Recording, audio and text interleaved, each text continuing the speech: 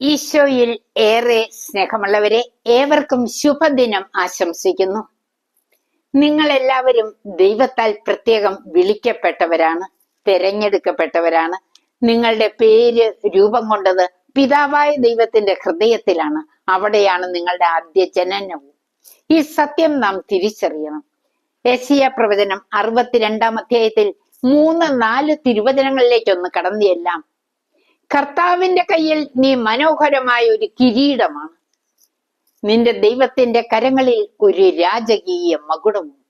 പരിത്യക്തയെന്ന് നീയോ വിജനമെന്ന് നിന്റെ ദേശമോ ഇനിമേൽ അറിയപ്പെടുകയില്ല. കിരീടം രാജാവിന്റെ അധികാരമാണ്.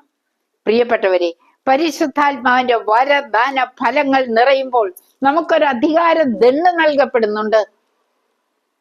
ഈ അധികാര ദണ്ണ് സൗജന്യ ദാനമാണ്. എങ്ങനെ അത് നേടിയെടുക്കാം? വ്യക്തിപരമായ പ്രാർത്ഥനയിലൂടെ, വചന പഠനത്തിലൂടെ, ധ്യാനത്തിലൂടെ, ജീവിതത്തിലൂടെ,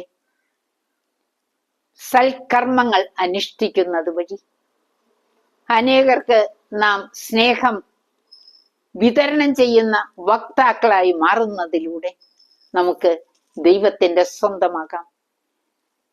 കരത്തിൽ സൂക്ഷിക്കുന്ന ആ കിരീടത്തെ ദൈവം സൂക്ഷ്മതയോടെ നോക്കുന്നുണ്ട്. സൽപ്രവർത്തികൾ വഴി പുതിയ പുതിയ രത്നങ്ങൾ അതിൽ പതിക്കണ്ടേ? സാധിക്കും. നമുക്ക് പരിശ്രമിക്കാം. ജീവിത വിശുദ്ധിയിലൂടെ, പ്രാർത്ഥനയിലൂടെ നാം ആ കിരീടം മനോഹരമാക്കിക്കൊണ്ടിരിക്കണം. നാം ഒരിക്കലും ഉപേക്ഷിക്കപ്പെടുകയില്ല എന്ന് ദൈവം ഉറപ്പ് തരുന്നുണ്ട്. നാം അനുഗ്രഹിക്കപ്പെട്ടവരാണ്.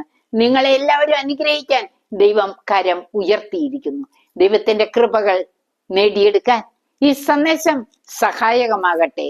ആമേൻ.